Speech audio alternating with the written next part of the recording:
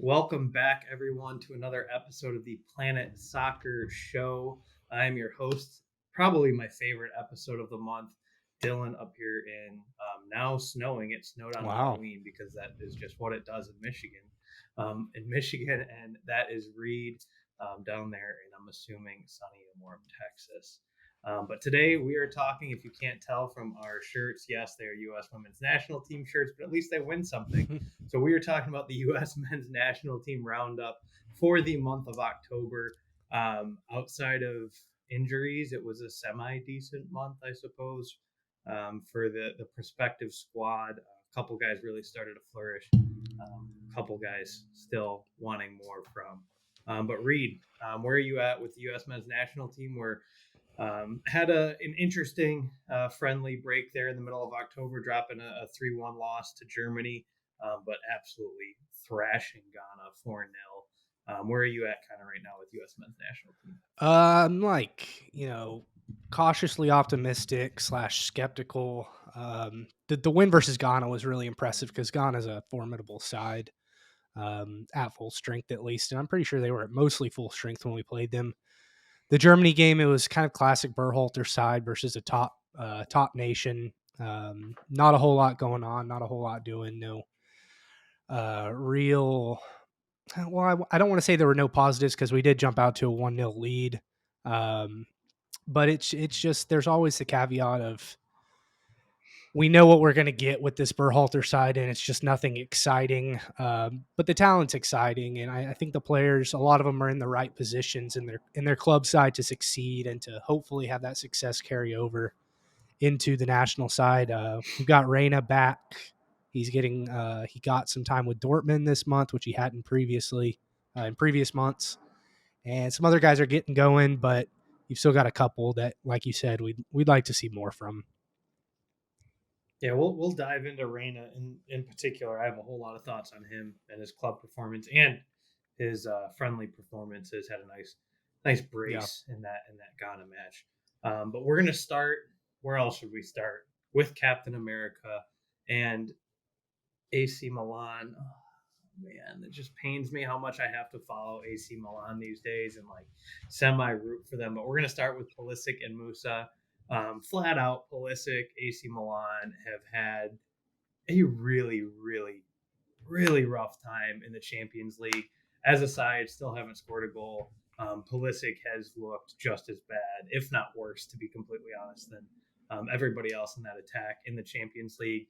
But much like AC Milan, he's looked pretty darn good in Serie A, and that's kind of the biggest takeaway for me is he's getting every game.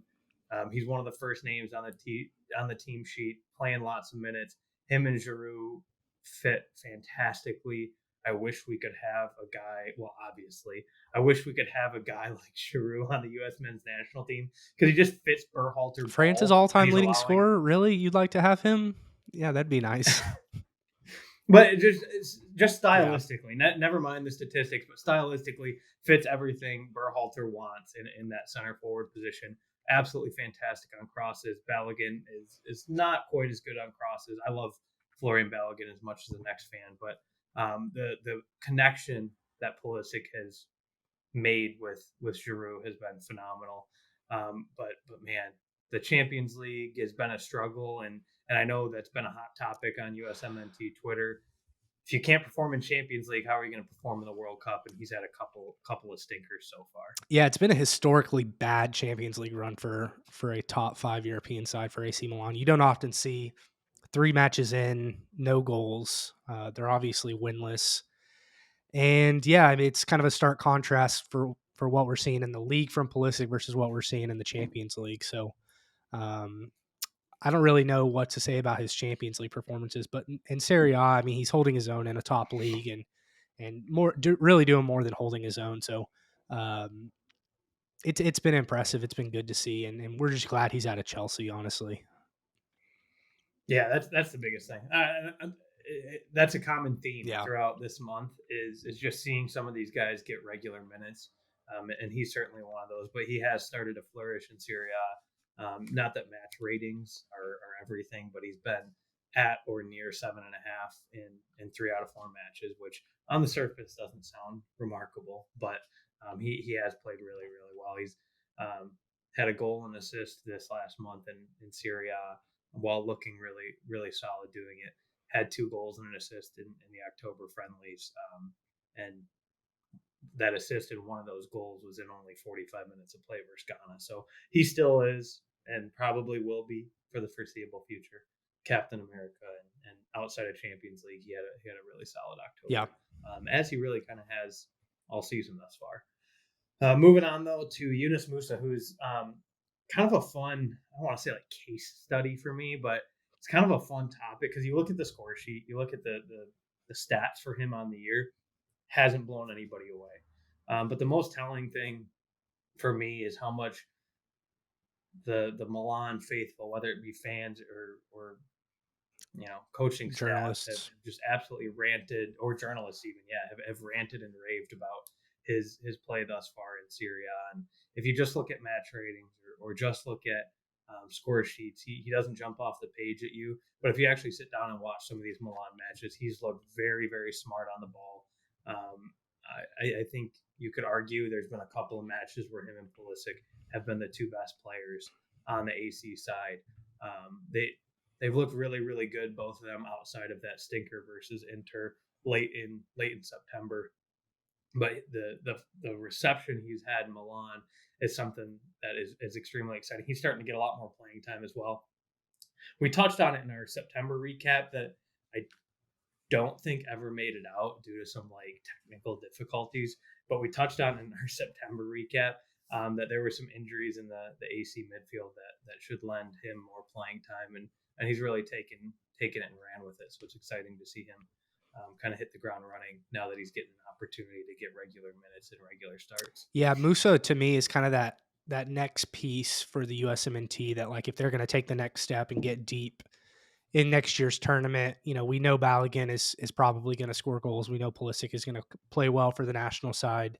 And Reyna, if he plays, has been successful the past few international breaks. So if Musah can really take it to the next level with his confidence, with his consistency, with his play, then it's going to be a huge beneficiary or a huge benefit for the side. And I think with the midfield being so good yet so young and so injury prone, Musah's kind of the one guy that we really need to count on to be super steady in the midfield, especially if Tyler Adams is going to be out for an extended period of time. So, yeah, like what we're seeing from Musah. He's still very young. It's nice that a guy like this, an American, is getting playing time with a team like AC Milan. So, really, just keep doing what he's doing.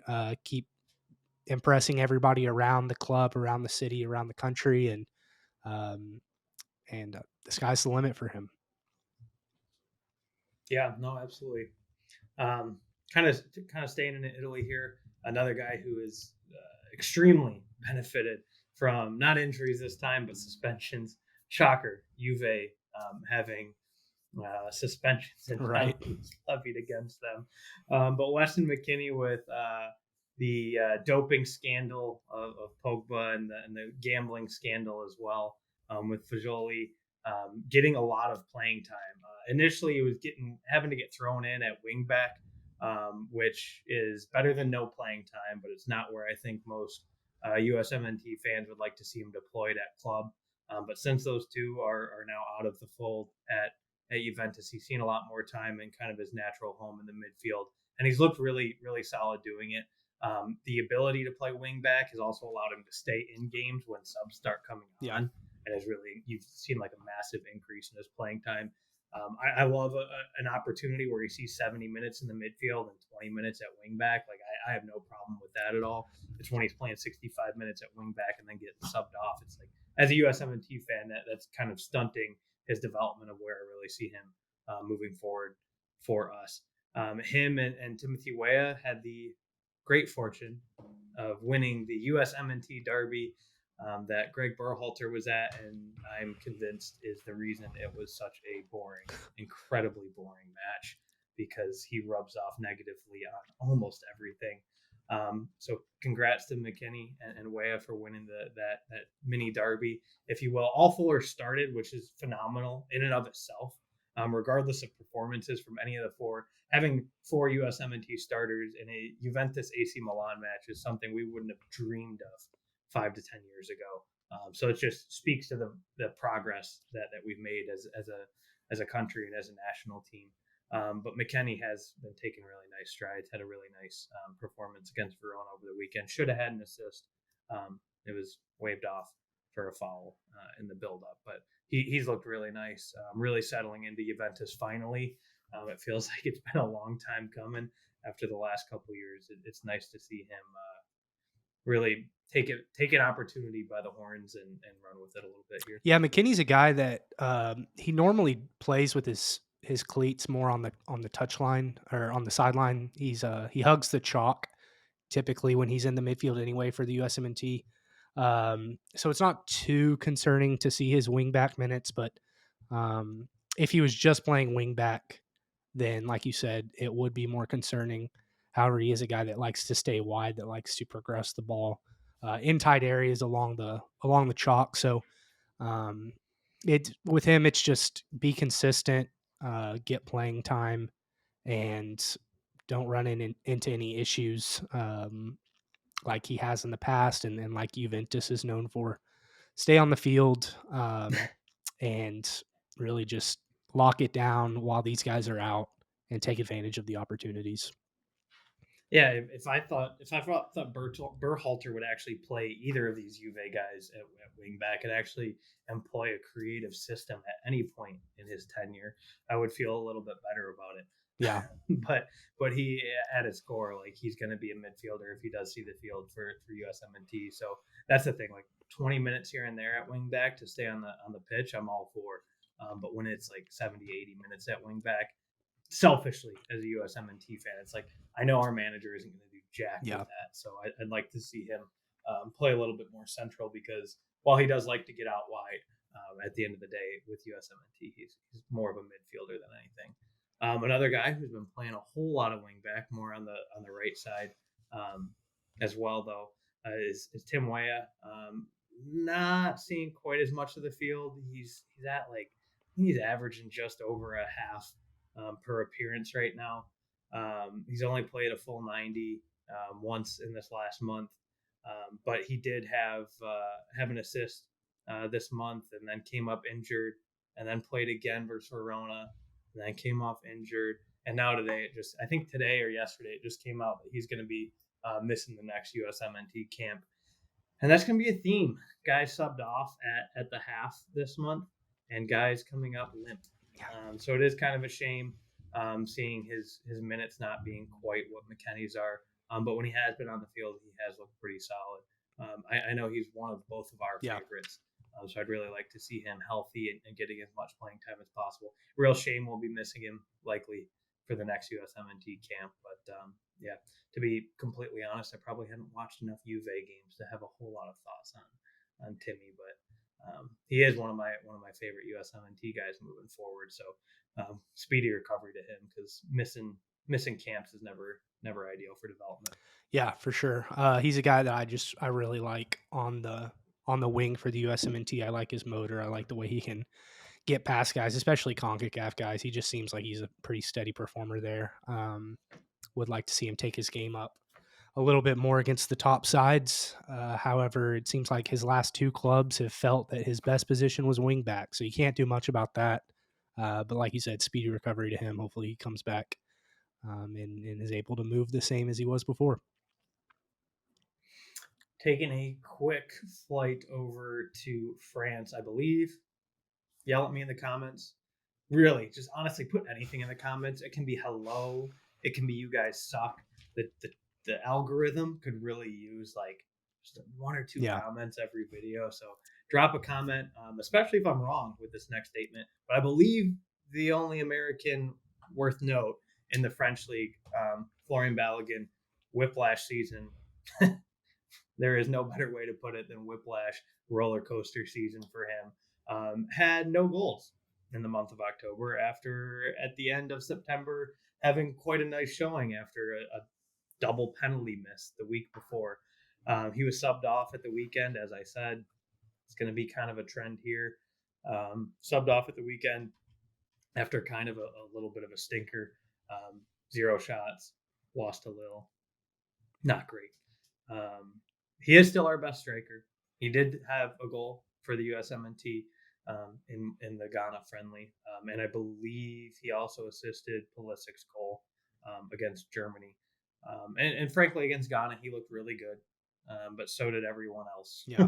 I think you could have put Pepi up there in that first half, and Pepi would have probably done damn near the same thing. So not to discount Balogun, but overall it was a little bit of a disappointing, little bit of a quiet October there for him. So yeah, again, I don't watch a whole lot of Liga.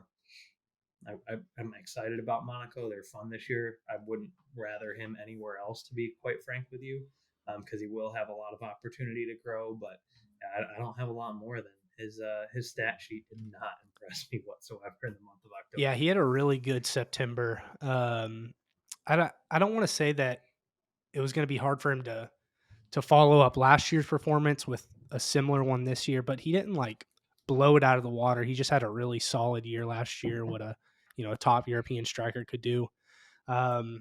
Still pretty young, and prior to last year, really didn't have a whole lot of senior play time under his belt. So we're several months into this season, so I don't want to chalk it up to being with a new team or anything like that anymore. And Monaco is certainly scoring at will, it seems like, in the league. But I'm sure we'll see a really good November out of him. So we'll touch back on him at the end of the month. Hey, we're only 2 days. We're only 2 days. Oh, is he out? No. I was saying keep that whiplash. Oh, yeah. Going. Yeah, no kidding. Good September, bad October. Good November, bad December. Like, it does feel like, I mean, that's part of just being a flat out goal scoring striker, though. Like that comes with the territory a little bit. It is going to be tough to replicate what he did last year. But yeah, it was a slightly disappointing October, and there's nothing wrong with it. I'm not hitting the panic button like, oh my God, we're going to have to start Pepi in 2026 or anything like that.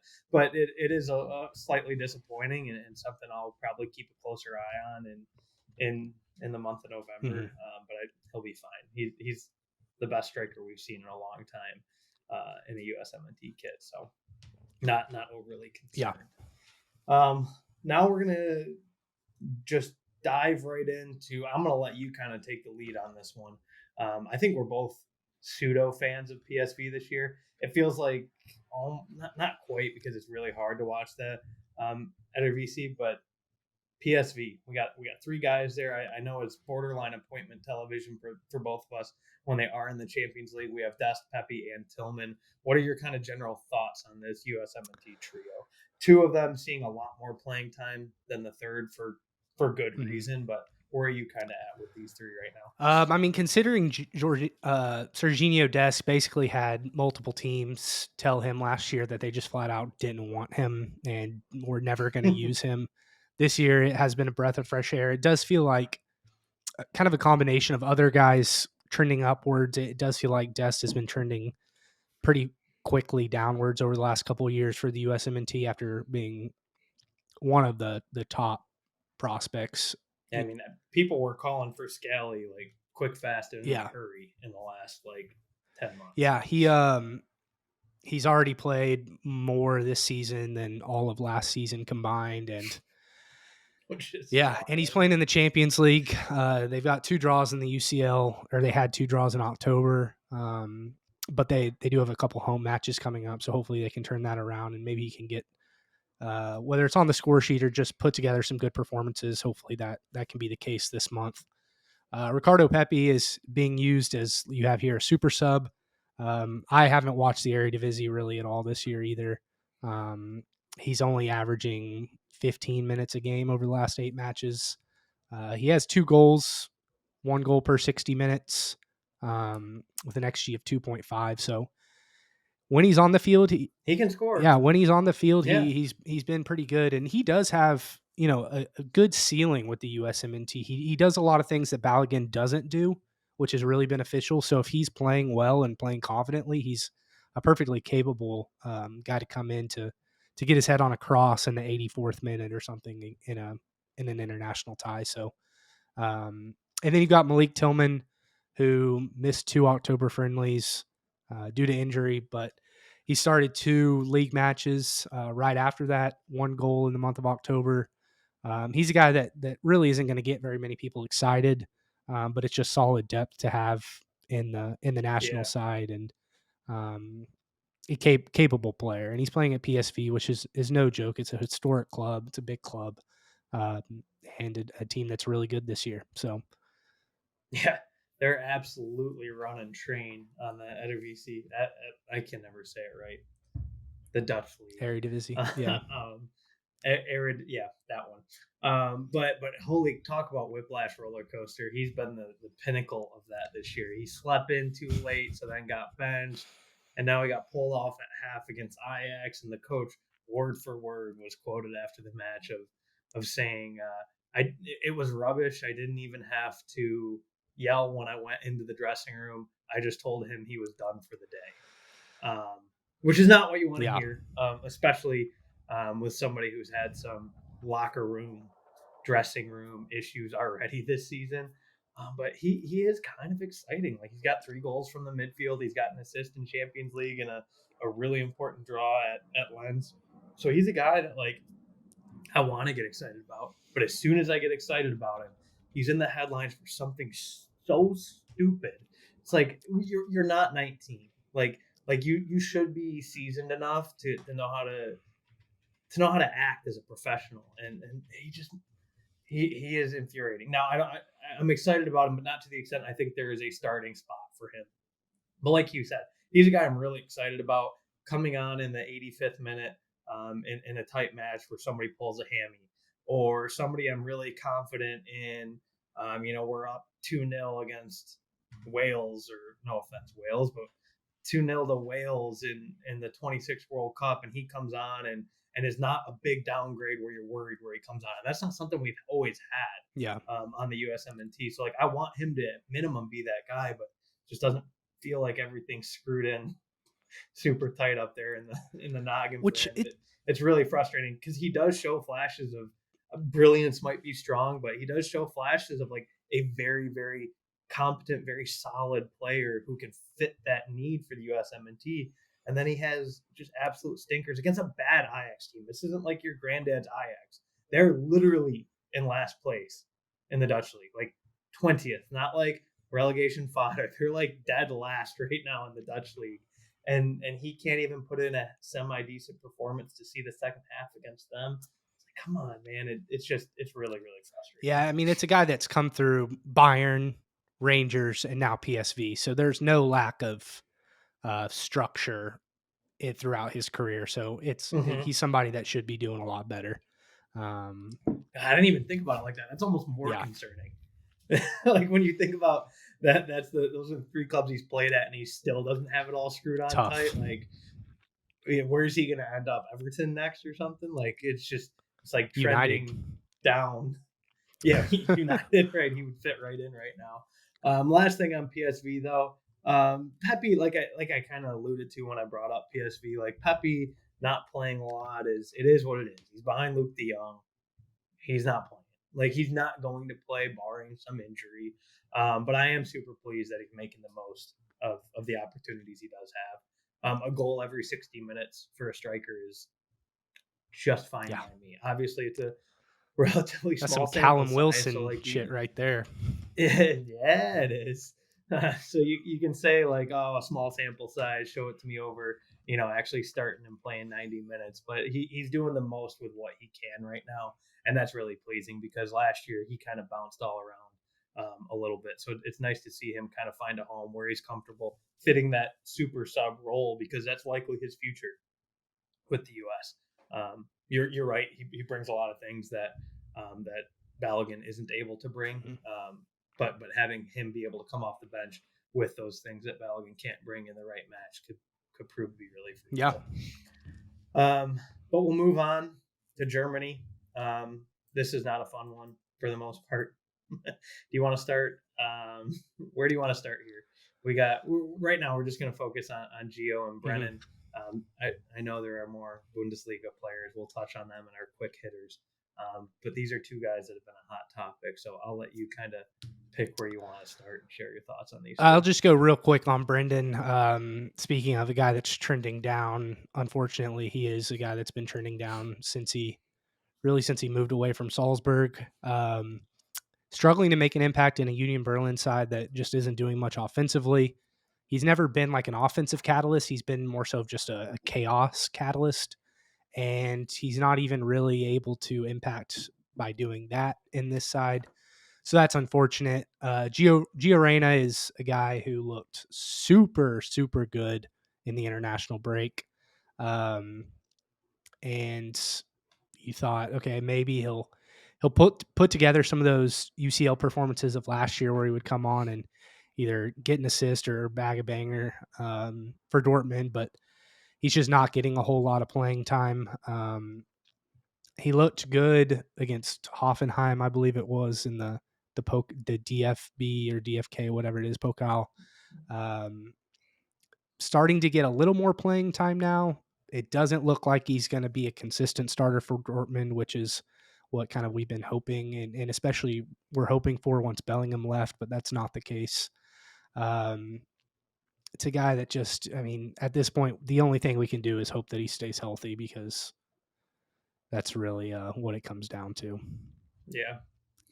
Yeah, for me, not only health, but I just don't want to see him playing out wide. And he's been playing out wide. Like when he comes on as a sub, he's playing in the middle.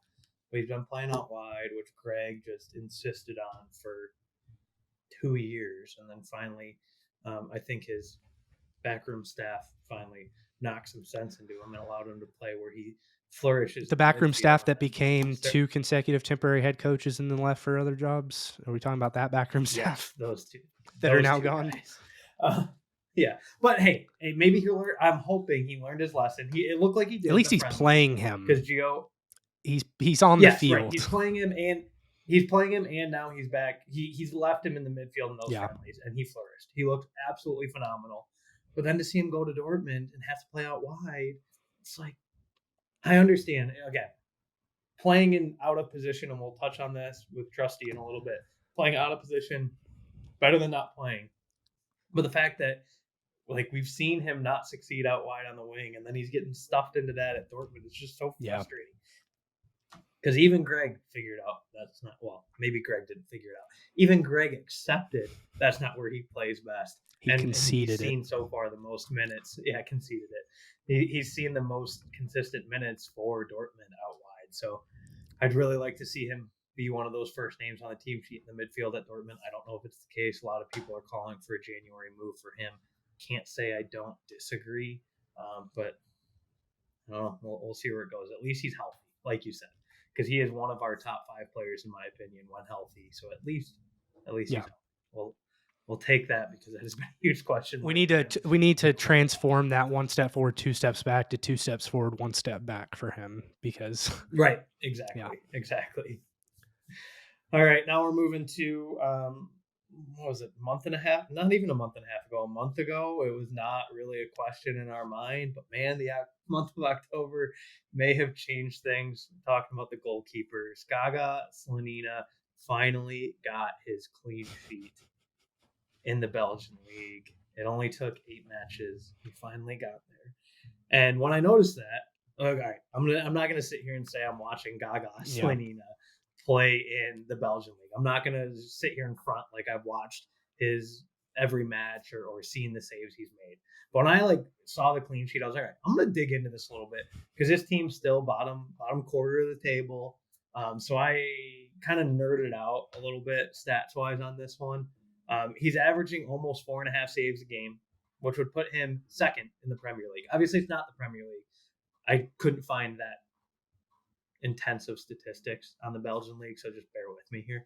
But let's say it is similar in the Belgian league, which I would imagine it is. He's probably top 5 in saves per game in his league.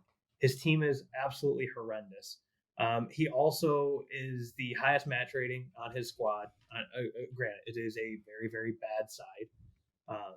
but he is the highest match rating. And yes, if you look at Sheffield, their goalkeeper is the highest rated. If you look at like it is a trend for Bad bottom clubs. of the table teams to have their keep, but it means he's at least at minimum doing his job and doing what he's asked to do. Sure. He also has a positive goals prevented, which will be a recurring theme in our keepers. He has a positive goals prevented. Essentially, it's X goals versus goals against formula that is created to how valuable is your goalie. Are most of the goals they're giving up their fault, or most of them the defense's fault? And him being in a positive goals prevented number shows that he's actually outperforming what your standard goalkeeper would be doing with the defense in front of him. So I'm willing to reserve judgment. I was very, very, very harsh on him in September, kind of starting to hit the panic button. Like, what is this 19-year-old? Which that's my first problem. He's 19-year-old keeper. Let's pump the brakes a little bit. But I started to panic, and I'm like, hey, it's the Belgian league. He's got the bottom 5 save percentage, but he also has now a top 5 saves per game. So I do think a lot of it is the side he's on. And thinking long-term developmentally, what I know about just sports in general, not necessarily soccer, but I would like my goaltender, my keeper, to see more shots and have to save more shots. I don't want him to be on the best team in the league where he's seeing 1 shot a game and getting 8 clean sheets. I'd much rather my 19-year-old keeper being on a bottom 5 side, seeing 5 shots a game, 6 shots a game, and saving 4.5. He's seen 64 shots on target, 41 saves for a 73% percentage, which is much, or 65% percentage, which is much better than it was a month ago. You said. Yeah, I think it's 5 to 10% better than it was a month ago. And the more I think about it, the less concerned I am about that save percentage, because you look at Matt Turner, half the goals he's given up in games I'm actually watching. So this is kind of where I've had this revelation. Like, half the goals Matt Turner is giving up are not his fault. Yeah. Like, it's just really bad defending in front of him, and he's on a team that's just outmatched. Yeah. And seeing how poor Slanina's team is performing in the Belgian league, I think it's likely the same, and he's outperforming his defense. So I was a little hesitant, probably a little harsh on the poor 19-year-old, because I'm sure him and his family are listening to the Planet Soccer Show. If you happen to know them, tag them in the comments, or again, just drop random comments so the algorithm likes us. But I am a little bit more confident in Gaga than I was 2 months ago, and I would really like to be able to be exposed to more of him. So I'm really hoping and assuming he will be our keeper in the Olympics next summer, because I would like to get more exposure to him and his play style and how he looks on the ball, and those things you can't really tell on a box score. Matt Turner, who will be the goalkeeper for the World Cup in 2026, unless he retires, which he probably won't because he's in the prime of his career for goalkeeper age. Minus 1.5 goals prevented, which isn't good. But he's not in a great side. I know that stat accounts for that sort of stuff. However, he's a guy, like we said multiple times, that I trust him when he comes in and he puts on the U.S. kit. More so than I trust him in the Premier League, or I would trust him in the Premier League if he was part of my club. Goal versus Liverpool, not pretty. That was rough. Not pretty rough at all. Yeah. But, Matt Turner, he's almost not even worth talking about because you just know what you're going to get from him when he comes to the national side. I'm really just worried about, is he progressing with the ball at his feet? It's kind of another one of those 1 step forward, 2 steps back, maybe 1 step forward, 1 step back. He's kind of, from what I've watched of him, he's kind of the same. His pass accuracy is better. It just, the decision-making needs to get on par. So Matt Turner is Matt Turner. Yeah, with him, the only thing I'm concerned about is like that poor play with the ball at his feet and that negative goals prevented stat. Like, they did sign a keeper. Sorry, Ethan Horvath. Forrest did sign an additional keeper this summer and spent some money on it. So it's not 100% his job until the end of the season. Like, if he puts together a couple of bad matches, he could see himself out of favor. Going into the season before that signing, it was all right. at least Horvath would be the guy to step in. But now I don't even know who it is. It's not American. Yeah. That's all I know. So from an American standpoint, like there's a very real chance that come January, we don't have a single keeper starting in one of the big 5 leagues. And as much as I do, like you said, I do trust Turner way more with the USMNT shirt on than I do with a Forest shirt on. But that is concerning because we saw, oh my goodness, it's escaping me now. The Man City backup for years. Why can't I think of his name? Zach Steffen. There we go. Holy cow! Thank you. The good lord. Like Zach Steffen was like our next big keeper when Turner was still stuck in the MLS, and he just didn't see enough playing time. And we've seen his stock absolutely tank since then. So I am a little bit worried about that with Turner. That is my only concern is can he perform just well enough to keep seeing minutes because he is young. Like you said, he will be in the prime come 2026. So as long as he's seeing regular minutes, one of those first names on the team sheet, not even a consideration, I'm more concerned about that than the actual performance because I do think he has that raw ability and specifically shot stopping ability to be our starter and be a starter that can at least help us get to a quarterfinal or a semifinal come 2026. And that's really my bare minimum with him right now. And if he becomes more than that, great. If he becomes less than that, we could be in a world of trouble. Moving on to our quick hitters, though, because we are running a little long. Another guy who looked really bad this last weekend, Trusty. We both saw this. Well, I didn't see it live. I barely texted you. I saw it on Twitter. Yeah, I think I was making breakfast when it was happening. But holy cow, Trusty looked awful in that first goal for Arsenal, and then they went on to give up 4 more goals. Another guy, I said this earlier, it was a somewhat theme, playing out of position, but he is getting minutes. It's on Sheffield, who in our was that week 10 buy or sell? It's a real question. Are they the worst Premier League team ever? So not ideal that he's on that side, but he's getting minutes. And at the end of the day, he's not like a long-term starter for the USMNT. But man, he was a guy that I was just really wanting to get some minutes, and he's gotten them, and been good and bad. He's had a couple of nice SofaScore ratings. I'm not going to sit here and act like I watch a lot of Sheffield matches unless they're the only game on or they're playing Newcastle. So maybe he's playing all right, but that stinker against Arsenal really sticks out. Yeah, I got nothing on Trusty.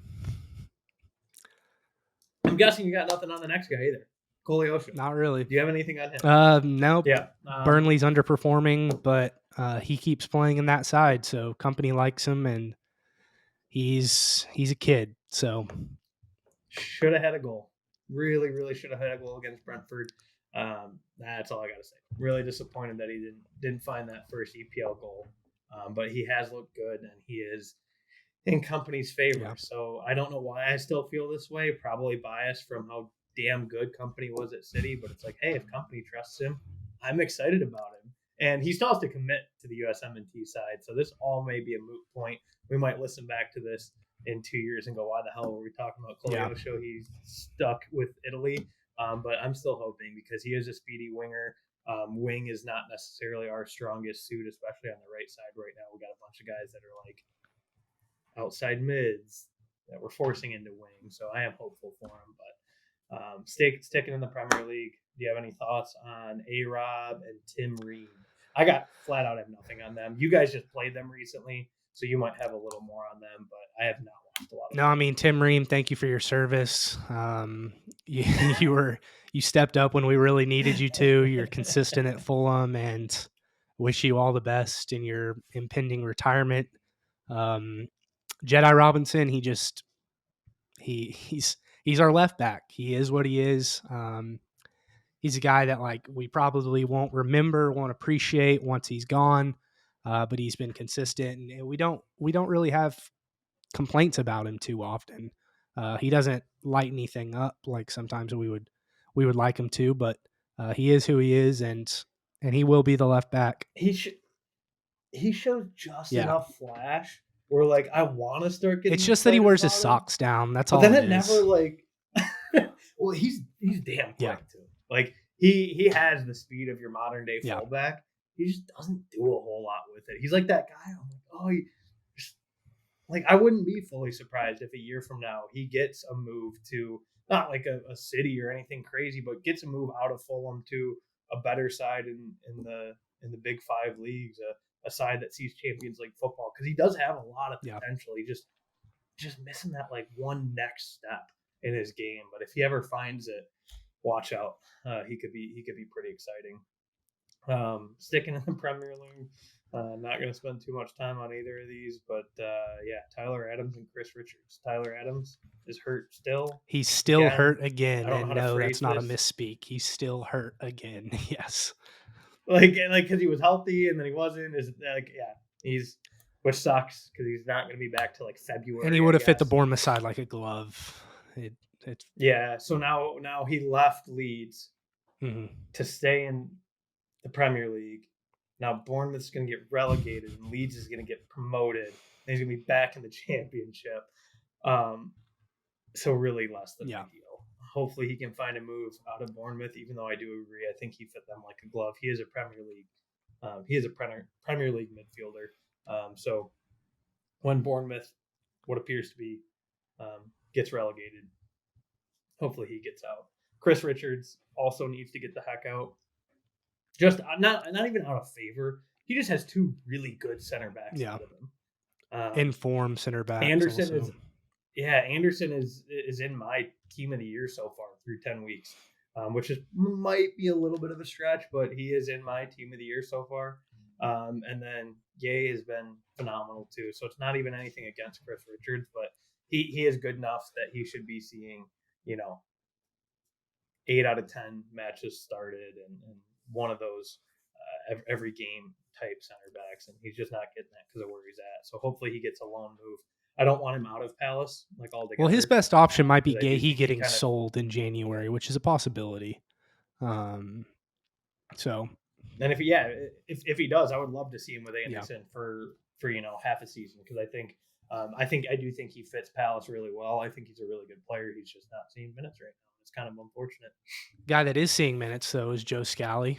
I like Joe Scally. I didn't even really know much about him until he randomly came on one friendly a year and a half ago, and he was just lightning quick and played better than Dest. And I've kind of followed him on the peripheral ever since. And he's a guy that might overtake Dest in that spot, might not, but he's a good option to have.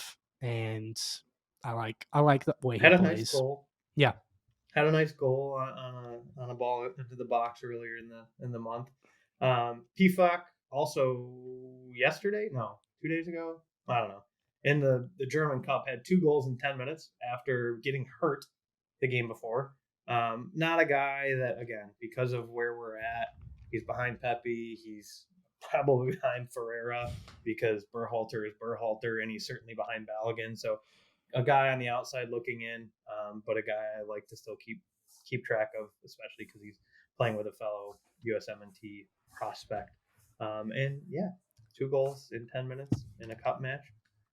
Nothing to turn your nose up at. Only 2 left. I promise we're wrapping it up. But Luca De La Torre, I was super, super, super high on him in September and in August.